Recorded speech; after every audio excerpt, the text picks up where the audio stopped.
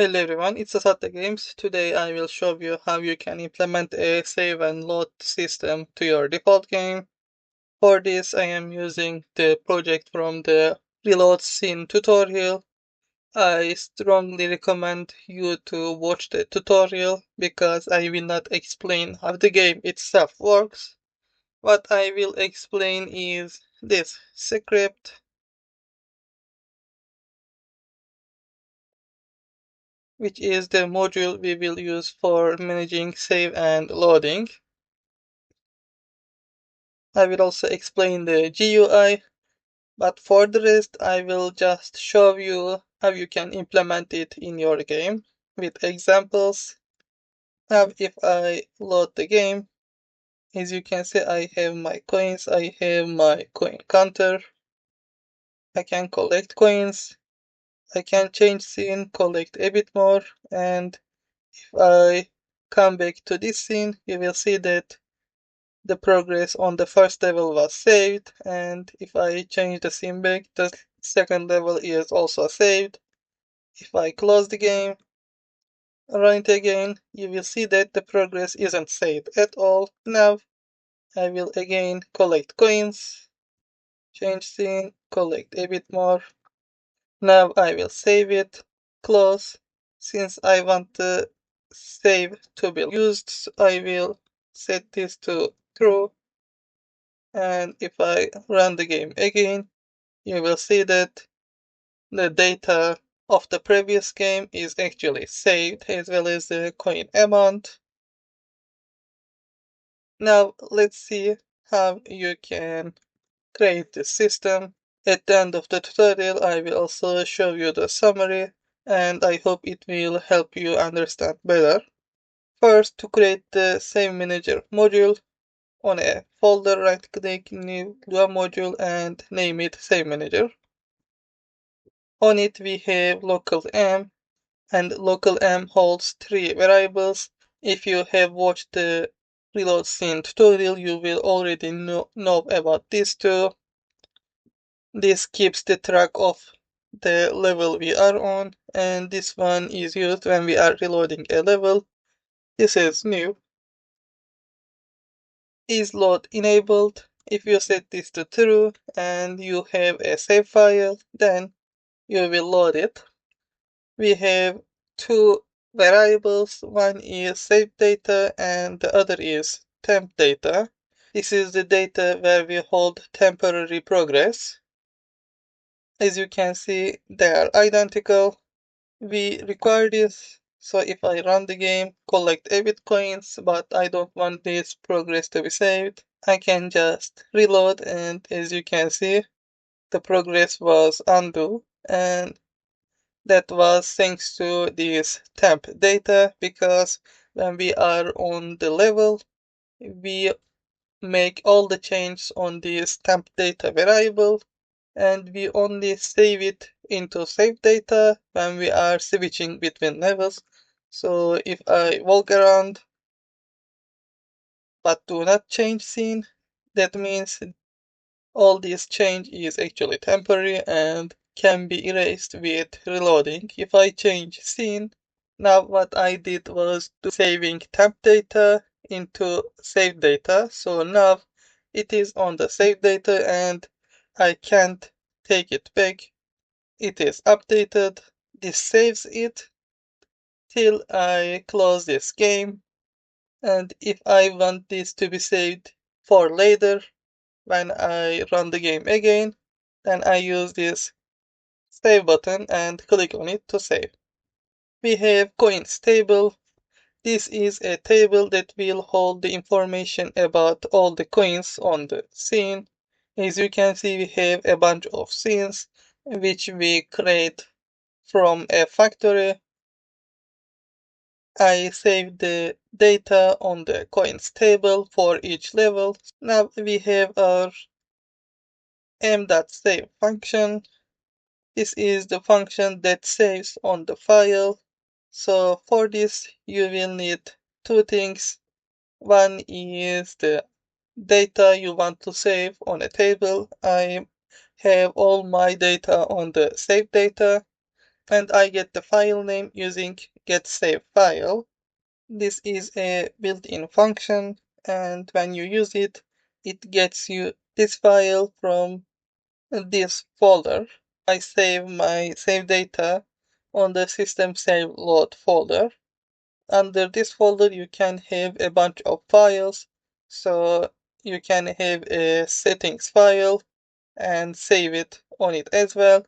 If you want to save multiple files, then what you can do is add a variable like file name here, and here you can just go with file name. Then you would also need to call it from, but I will only have one file, so I don't have any variable here. I have my save data, I have the file I want to save it on, so I use system.save and get the file name and the data I want to save on it. And with this, the save is done. We also have a load function. We again get the save file and use system.load to load this file into our data variable. If data is valid and is not empty, then we can load the data from it. If data has a player score, we update the player score on the saved data. If it has coins, then we update the coins on the saved data. At the end, we also update the temp data using the saved data, so they will be identical. I just don't go with temp data equals save data because when you do that, both variables actually point to the same table, and if you update one, the other one is also updated. Instead, I use this helper function to copy a table into another one. Save and load is basically these two functions, so you could probably use these two functions and achieve the save load system as you like. And I think Defold's web example on the save and load is also similar to this one, so you can check that out if you want a simple example. But I also want to show you how you can implement it in a more complex game. Yes, we have the functions, but when we will call them and how we will actually update the saved data or the temporary data. So for this purpose, we have a bunch of set and get functions. We have a set coin data function. When coins are created with a factory, they all have an ID, they have their position, and if they are on screen, it means they aren't collected yet. If not, they have been collected. So we set the coin data with this function. We get our current level, so we will actually set the coin data on the correct level. We access the temporary data, get the coins table, and on it get our current level. If we are on the level 1, we will modify the level 1. So we get it. If we have it, that's fine. If not, we set this as an empty table so we can fill it. Now on the coins table, our current level, we use coins ID and set its position as X, Y, and Z values, as well as creating a variable for is collected. Is collected can be true or false. We will set it when we call this function. I will show you where we will use this.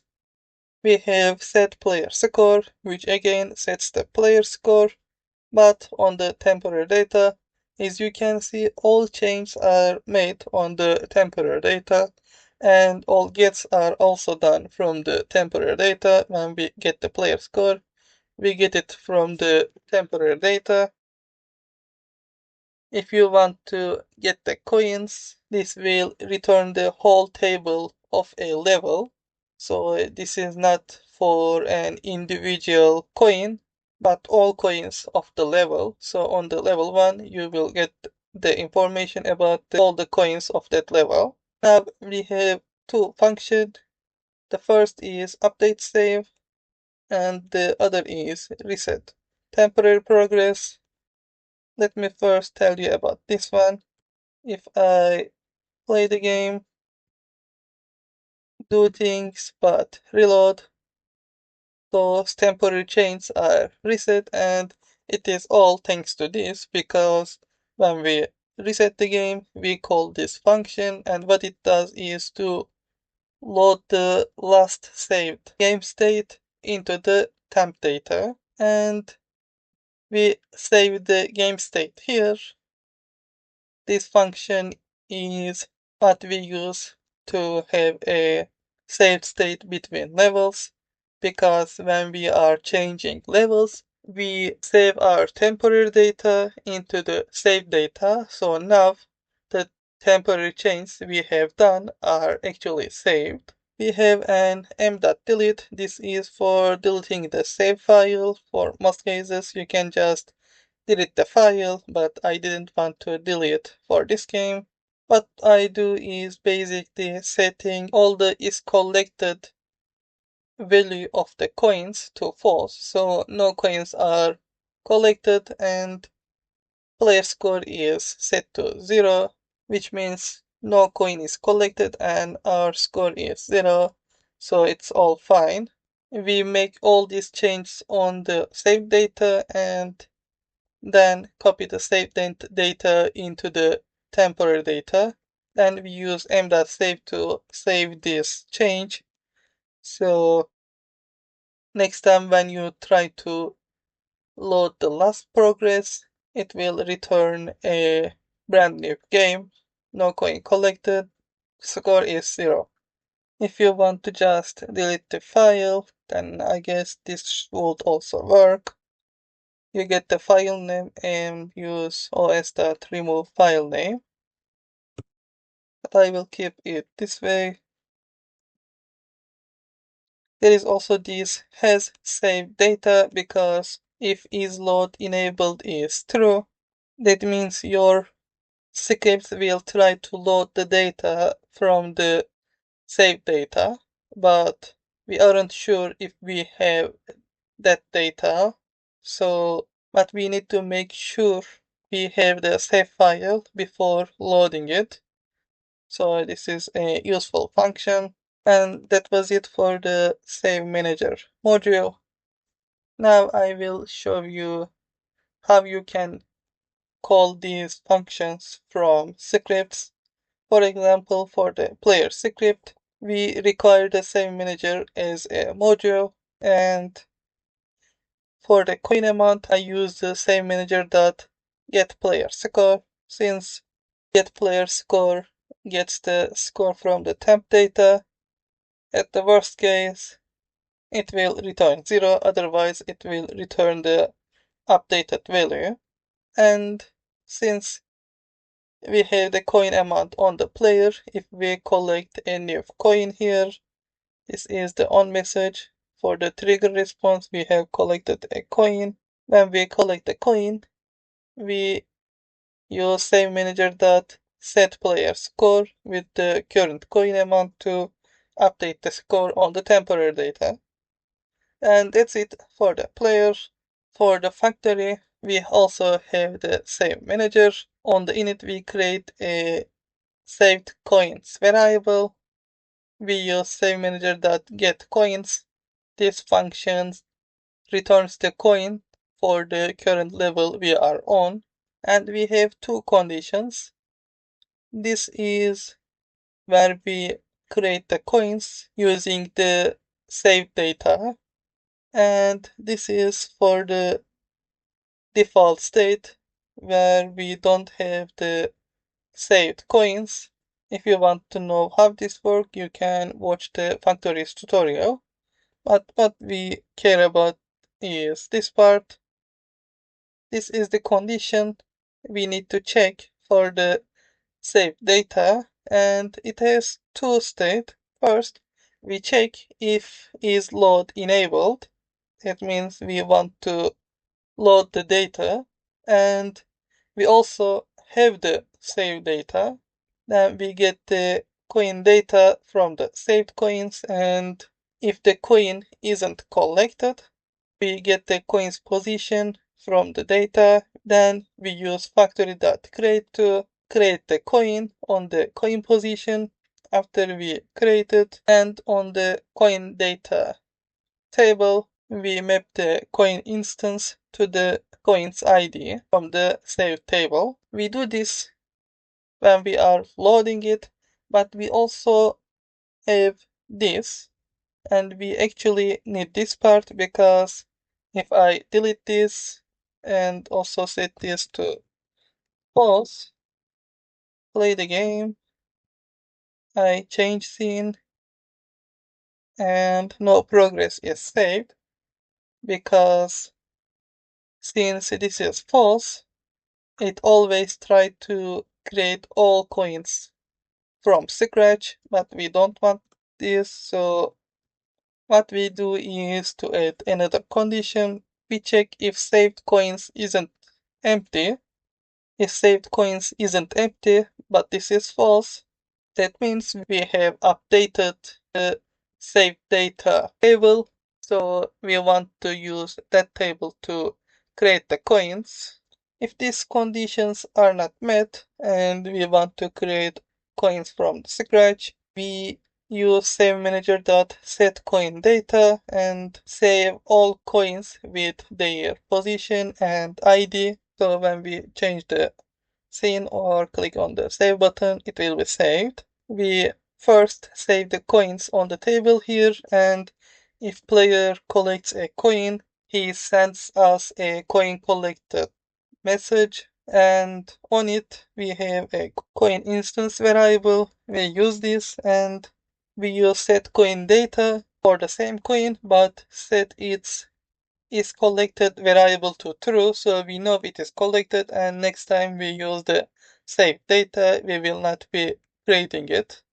That was also for the coin creation. On the scene parent we use it on a bunch of places, but if you have watched the reload scene tutorial you will know that this is actually the game manager, but name is changed. I didn't want to have two modules, so I moved the few variables we have on the game manager into the save manager, but the new parts are here. This is new. When we first load the first level on the init, we check if the load is enabled and we have a saved data, then we load it. When we want to change a scene, we call the switch to scene function. If the new scene we want to load is the same as our current level, that means we want to reload our scene. But if it is not, that means we are changing a scene. So we first update our save. So when we come back to the current level, our progress will not be lost. And also, after a proxy is unloaded, we check if we are reloading.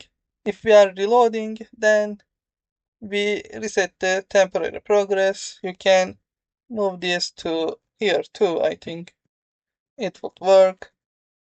And I think this was all the change that was made on the scene parent. We have our GUI, which is this one. It is made of a bunch of buttons. To create this, right click, new GUI. On the GUI, you will need to add a font to be able to use text. So on the fonts folder, right click, add fonts, and select the default font. You can watch the UI tutorial for a more in-depth explanation. I will explain them briefly here. First, I have created a box. This is the black box around them, and on it I have created 5 boxes for save button, load button, change scene button, reload button, and reset button. All buttons have a text under them, and this is basically it. The rest is changing their size, moving them around, and that's it. For the GUI, you need to create a GUI script. So on the scripts folder, right click, new GUI script. After you create this script, you will need to attach it. So on the GUI, it has a script area. Click on three dots, select the GUI script. On the script, I first save all the buttons on my self table. For the buttons, we use GUI.getNode and use the node's exact name to get them. So this is the save button. And if I paste it, you will see that it is a one-to-one match. I do this for all buttons and get the buttons. Now on the onInput function, I check if the action ID is touch.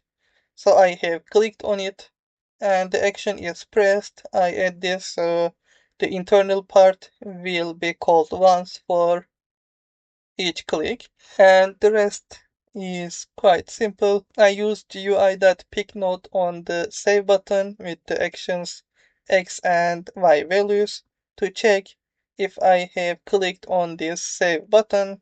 If yes, I call SaveManager.save. If I click on the load button, I first call the SaveManager.load to load the data, and I send a change scene message to the scene parent with our current level. Since I am trying to change from current scene to the current scene, we are basically reloading it, and this reloads the scene. If we click on the change scene button, if I am on the level 1, I set the goal level to level 2. If not, I set it to level 1. So we switch between levels. I again send the change scene message with the goal level. So we switch between levels and we click on the change scene button. If we click on the reload button, we do the same thing we have done here. We send change scene message with the current level and reload the scene. And since we are reloading it on the scene parent, it will reset the temporary data. If you click on the reset button, it calls the save manager.delete and erases the save file, then again reloads the current scene. So the change will be applied. On my level collections, I created a game object, named it GUI. On it, right click, add component file, and select game GUI to edit. I did the same for the level 2. Now let's do a quick summary in case there are parts that are not clear. We have 3 places we save our data: temp data, save data, and save file. Temp data saves temporary progress for levels, so when a level is reloaded, the temporary data can be erased and swapped with the saved data. Saved data saves the progress for levels, so when a new level is loaded, the data on the previous level will not be lost. Save file saves permanent progress, so data will not be lost even after the game is closed and we run the game back. We can load the data from it. And the things you need to do when you are reloading the scene, you basically copy the save data into the temporary data. So the temporary progress will be erased. When you are changing the scene, you copy the temporary data into the save data. So the temporary data will be permanent and saved. And when you click on the save button, you first copy the temporary data into the save data to make it permanent, and copy the save data into the save file to be able to use it later. And other than that, if you want to change anything, what you need to do is use get and set functions for the temp data variable. I think this should cover for even some complex games. I added this summary in case tutorial was a bit complex. If your game is too complex for this approach to work, you can ask on the comment section and I will try to help. I will share this project file on my itch.io page. You can go and download it from there. If you like the video, please like and subscribe. Thank you for watching and have a nice day.